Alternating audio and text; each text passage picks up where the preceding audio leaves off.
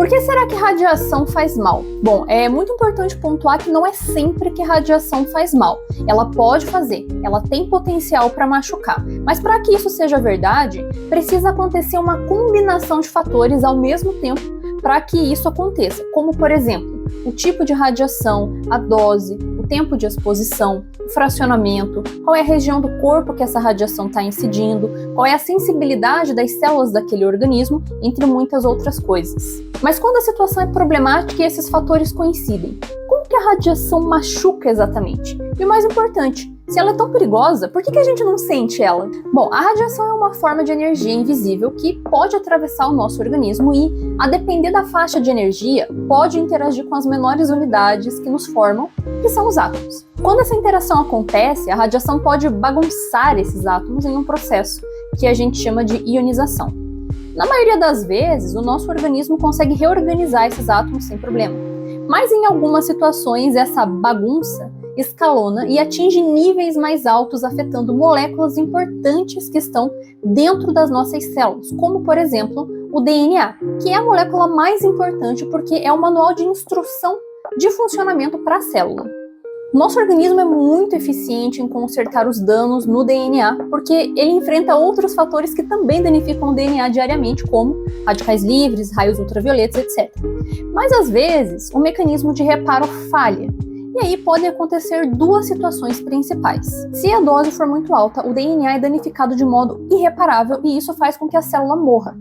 E isso é muito bom, porque isso evita que esse erro se propague e gere células defeituosas. Então, se uma célula morrer, não tem problema. Agora, quando várias células morrem ao mesmo tempo, a gente começa a ter efeitos biológicos, que são os machucados que a radiação faz. Dentre esses efeitos, a gente pode citar alguns que são bem comuns, como, por exemplo, a vermelhidão na pele, que também é chamado de eritema, e é muito parecido com aquelas queimaduras solares.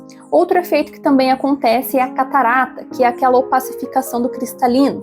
Cristalina é uma lente que a gente tem no olho, que costuma ser transparente, e quando a gente recebe ali uma radiação com aquela combinação de fatores que eu comentei, essa lente acaba perdendo sua transparência e a visão fica turva. Outro efeito que também pode acontecer é a esterilidade. O que é esterilidade? A pessoa não pode mais ter filhos. Mas é importante pontuar aqui que, novamente, tem que haver uma combinação de fatores para que isso aconteça, né? Não é qualquer dose de radiação em qualquer circunstância que vai induzir esse efeito, é muito específico. E também pode acontecer necrose, que é a morte do tecido por onde essa radiação passou, caso aquelas combinações de fatores realmente seja muito extrema e o dano seja muito grave.